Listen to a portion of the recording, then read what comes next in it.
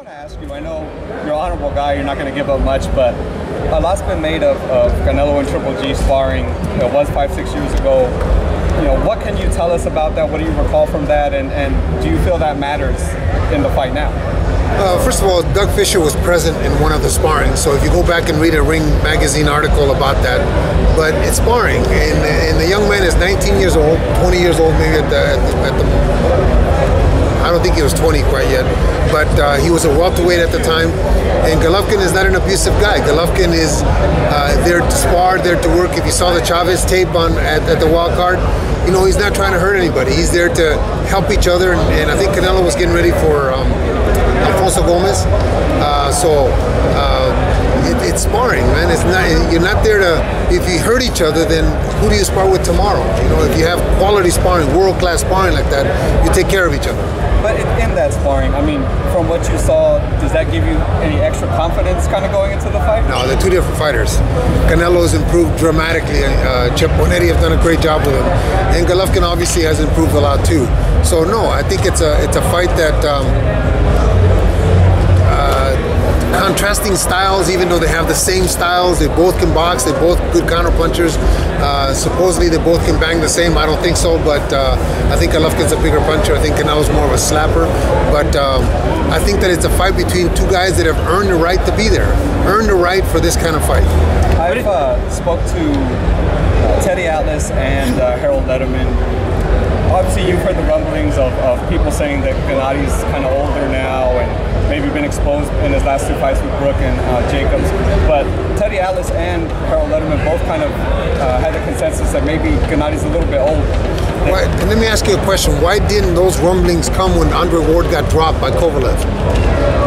Why didn't those same rumblings come when Mayweather got rocked by Mosley?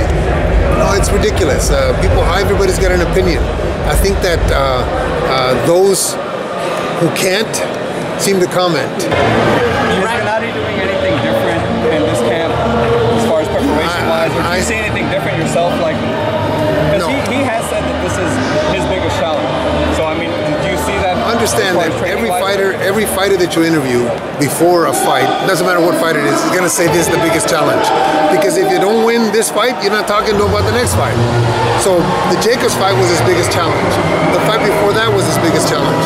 That's the biggest challenge because it's a fight that's next. No, I'm not doing anything different. I think that I train guys to be the best they can be, and the other guy's gonna have to adapt to us. Canelo, to me, is just another fighter that's in the ring with him, and if Golovkin is the best that he can be, I think he beats him easy. We hope that nothing happens, obviously, on that night that makes it different, but nothing's happened in 37 or 38 fights, whatever he's got. So I think that we're gonna have a good night. Thank you. How important was the purse?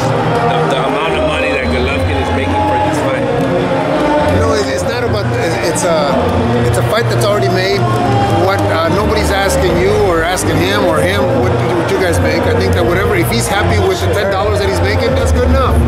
No, it's everybody's got to be content with what they're making, and if he is, if he wasn't, he wouldn't have signed the contract. It's his biggest payday, right? I would believe so. I mean, we haven't seen the pay-per-view numbers yet, so I don't know. I couldn't tell you. Abel, can you talk about, Tom Loeffler said that Triple G really was resistant to go to like Canelo Chavez Jr. because he had been told before that Canelo was going to like make the announcement for the fight and then didn't, and kind of took some convincing to finally go to Vegas and actually be ringside and all that stuff. Can you talk about kind of that and Gennady's mindset kind of leading up? I think it was all the circus atmosphere before the final announcement. Like when he fought Cotto, and he talked about, you know, we Mexicans don't mess around and let's do it right now, and then goes in the back and then says something different, and then after the Khan fight, same thing, he called us into the ring. I think that Gennady was frustrated. Gennady was frustrated with somebody talking and not signing. Golovkin is the kind of guy that if he says something, he wants to do it, let's do it. Let's not talk about it, let's do it. So that was very frustrating for him. And yes, he took some convincing, but I think it's because Tom and Oscar and Chepo and Eddie had already really come close to finalizing it. So. Hey, but looks. I think you're doing having like a trainer. It's not like a face-off, but like a trainer. We did that. Can you talk about that? Well, that was interesting. That was interesting because it was Eddie. It wasn't Chep with just Eddie and myself. And normally it's the fighters that do the face-off, but it was interesting. They just asked a bunch of questions and we answered them in the best we could. I mean, we're not going to get in the ring. It's about making sure that the fans know what we're thinking also, I guess. But it was fun.